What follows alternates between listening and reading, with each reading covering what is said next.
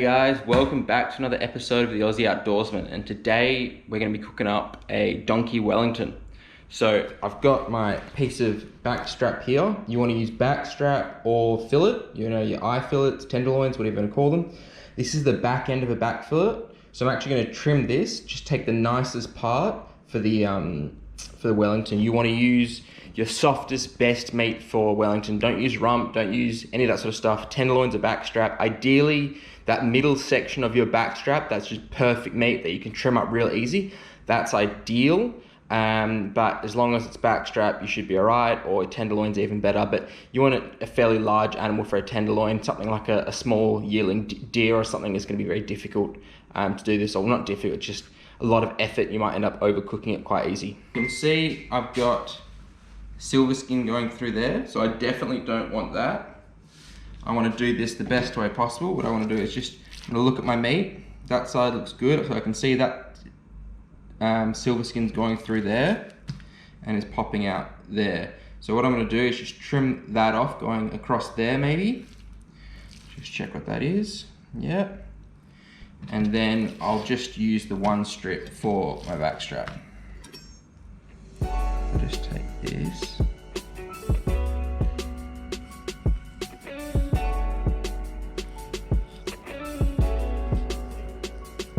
So you can see the meat comes away from the silver skin if you just do it carefully. See,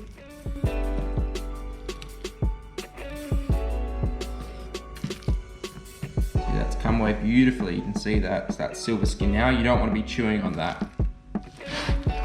So what I'll do is I'm going to follow this through here. So that's all separate. So I'll trim this up as well. I'll just put this to one side.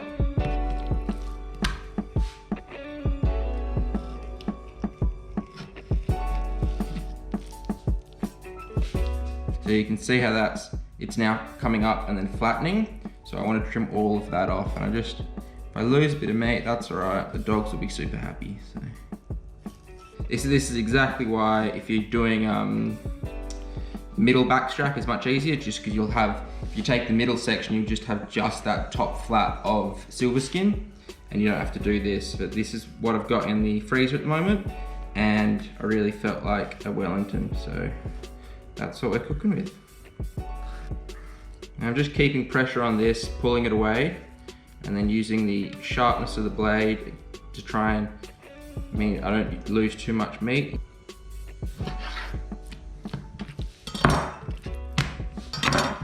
So now that's a hunk of meat. I can mince that, do whatever I want to do with that. And I got my 2 pieces of meat. Now these have been in the fridge for over a day, so you can see the difference in color, that little bit brown on the outside where the oxidation's occurred. So what I'm going to do is just trim that all off.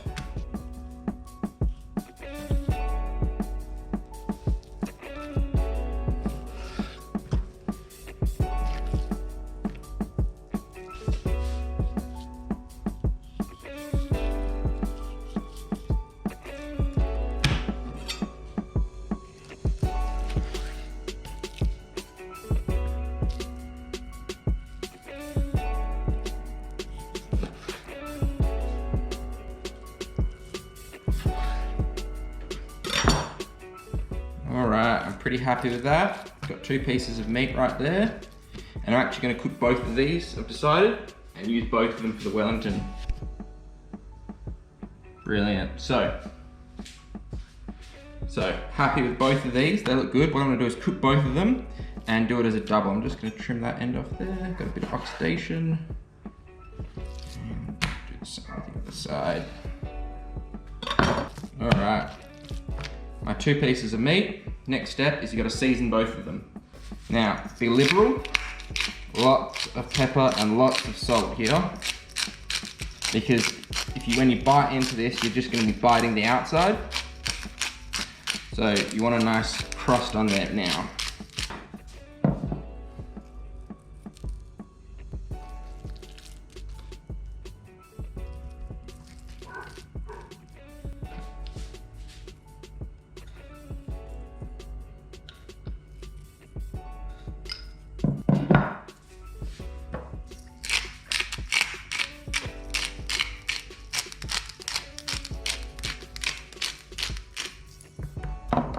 right, so I've got my 2 pieces of meat cooked, all seasoned up, like so. And I've just got a cast iron pan now getting super hot. Now you can see it's not hot enough yet. I want that absolutely smoking.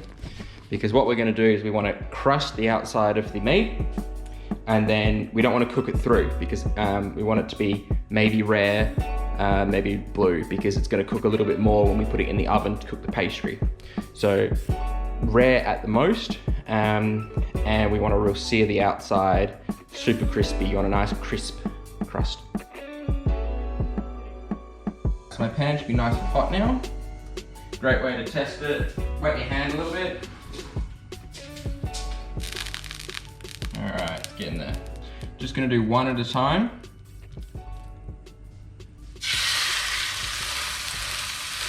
So it should even be a little bit hotter than that. Now, I want that to get the outside a nice bark and then flip it no more than rare.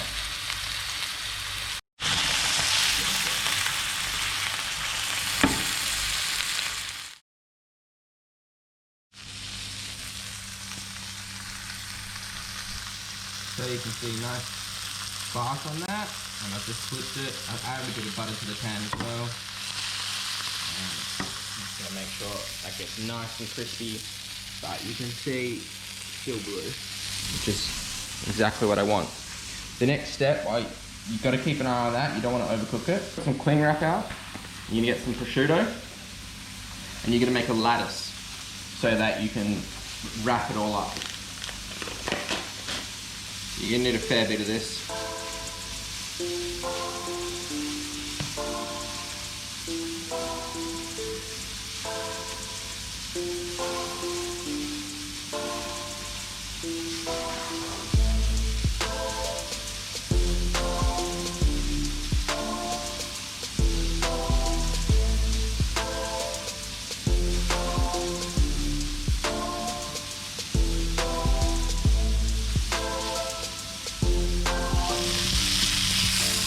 Oh, beautiful. All right, pull it out. Add a little bit more oil. And next one goes in. What I'm gonna do is just overlap it, because it needs to be long enough to get both of them.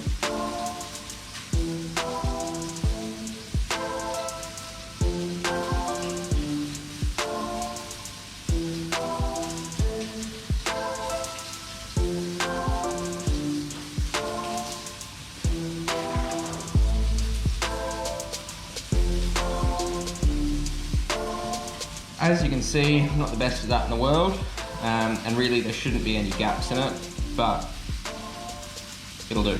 Let's check on our meat. That is looking good.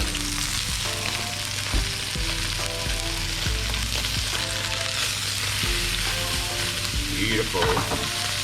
Just add another healthy dose of butter. Alright. You see, still a bit rare there, but just do this. You can see beautiful crust. So I'll just twist off that edge now.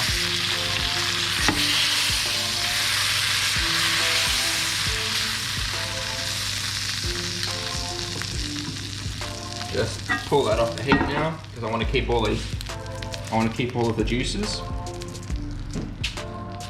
And you can see here, they both got a beautiful crust. So I'll put these to one side now to cool down.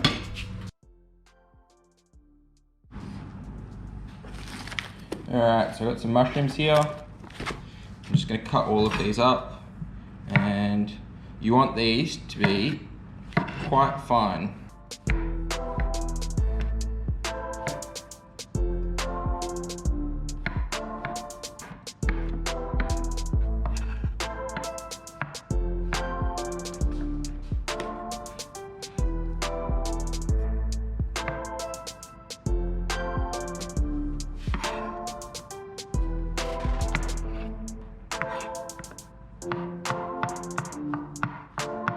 We'll take that over to our pan. Now, I don't want it as hot as I had before, and I do want to keep that pan as it was. So, let that melt down.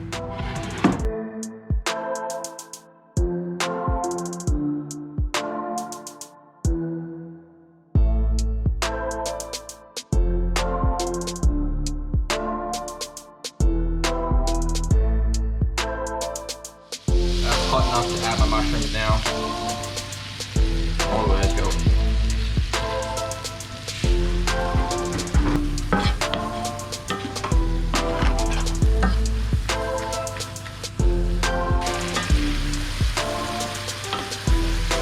Those mushrooms are good. So, I want to pick a bit of booze to go in there. And I think I'm going to use a bit of this. That'll add a nice sweet flavour to it as well. So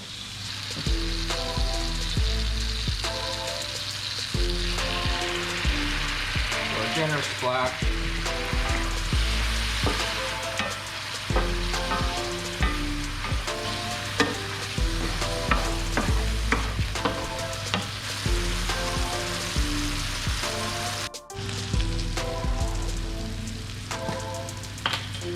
Adding a bit of pepper.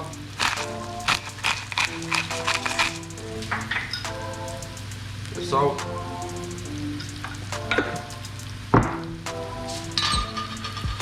Bit of horseradish cream. A teaspoon.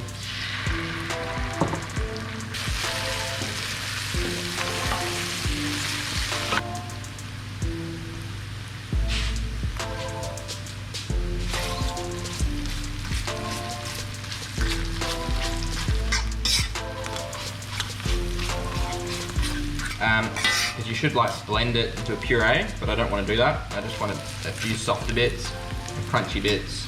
Alright, I'm going to put that in a bowl now.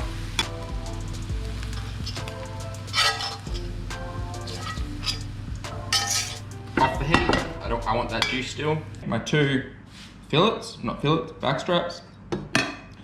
And I don't need both of these. I just need one. So I think this is going to be the one that I use. Teaspoon Dijon mustard. What I'm going to do, big blobs like that, nice massage, flip it. Well, you want everywhere to be coated in this. Ideally you want this cold because you can see it's starting to run a bit, but I just don't have time. Take my mushrooms, spoon.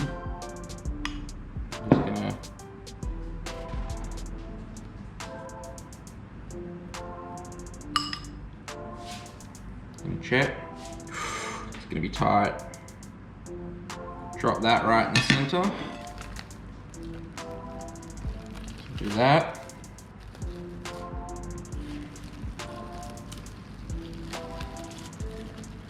Now you want this to be tight. End up. Just doing it real gently at the moment.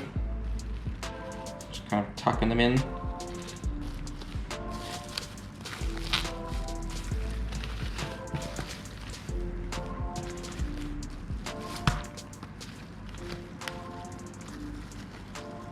And if you have to, wrap it again.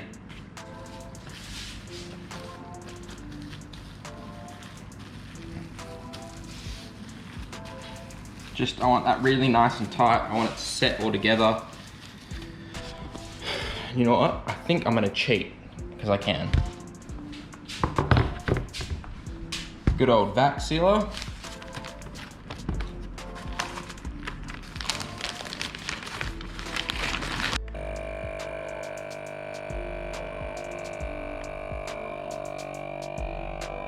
Now that goes into the fridge. And you want to leave that for at least half hour, 40 minutes. Alright, I've just got the pan hot again. I've got my pan that's got all the mustard and the juices from when I rested it. And I'm just going to put all that in. Bit of red wine.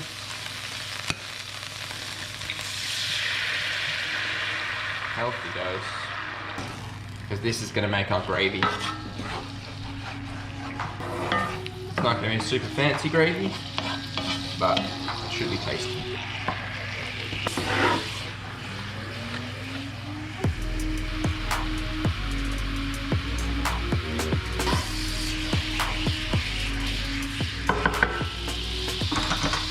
Now, lots of stock. Obviously homemade's better, and I usually do have some wild game stock, but I'm going to put about half a litre in here, and then I'm just going to change that to low. Just make sure I've got all the crust off the bottom, and I'm just going to let that go down to low and let that bubble away and slowly cook down, and then we'll introduce grey ox and whatnot to thicken it up, and that'll be our gravy.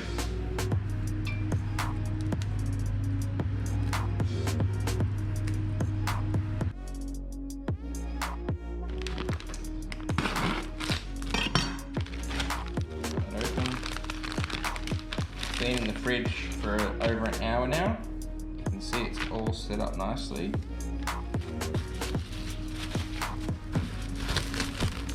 can see how that's all kind of holding together now, because it's set in the fridge. So I don't want to manhandle it too much. So you can see it's too big for that. So I'm going to pull it off. I'm going to take my second sheet and roll this back a little bit. This is puff pastry, just the frozen stuff that I've let defrost a little bit. So I want to overlap it enough to get a good seal. Push it together.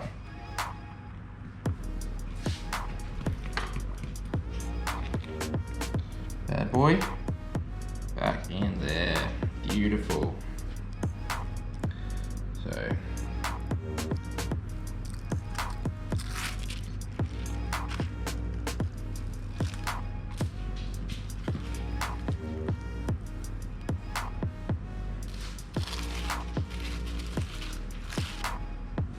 I want to seal this. I'm not sure how I'm going to do it. Just light pinches. And get to here. Pull this up. You can see I'm no pastry chef.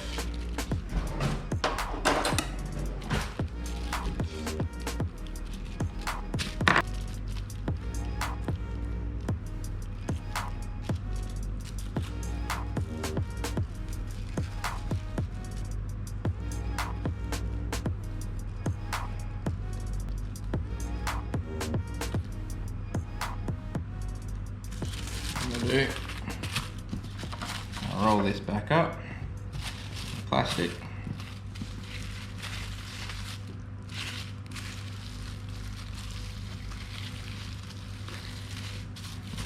And I'm going to put this back in the fridge so it can set back up.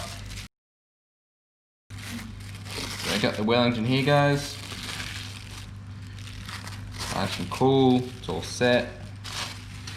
Very happy with it. And what I'm going to do, putting it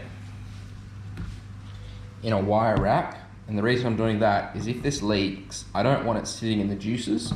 So this way it keeps it up above any of the juices. And what I've done is I just sprayed all of this with oil so it hopefully shouldn't stick. And I'll just brush that with a bit of egg now, and then that should be good. So I'm just going to take this here, so just double make sure it doesn't stick. Give it a light spray of oil. Like that. And then I've just got a egg yolk, and just get that on.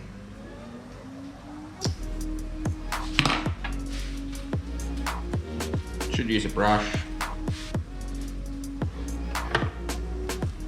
Not the prettiest Wellington in the world, but should be tasty. Now I got the oven preheated to 180. So what I'll do, just open that, put some roast veggies in there, and we'll pop this in, and we'll check that every 15 minutes or until it's golden brown.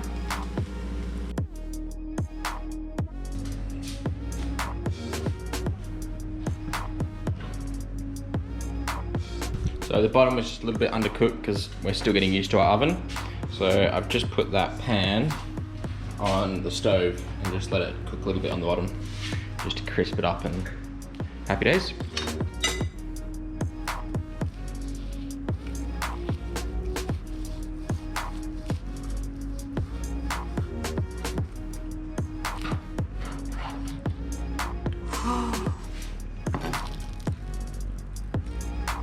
Pastry's all beautiful golden brown, and we're excited to get into this.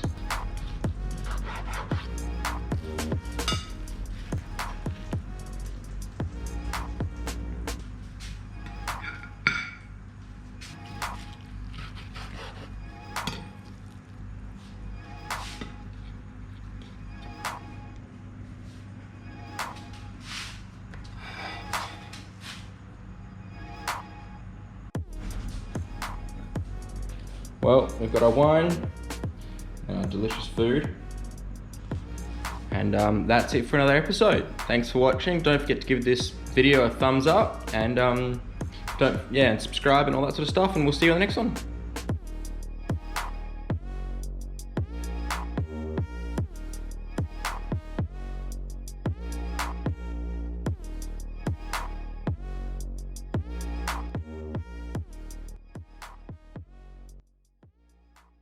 We just realised we've got gravy. The gravy that we worked so hard on, we need to put on. So, here it is here. You can see it's turned quite thick. And you don't want much of this because it's super, super strong. Probably should be using a spoon, be a lot easier, but a bit of extra for the, and that's plenty. So yeah, we'll see you next time.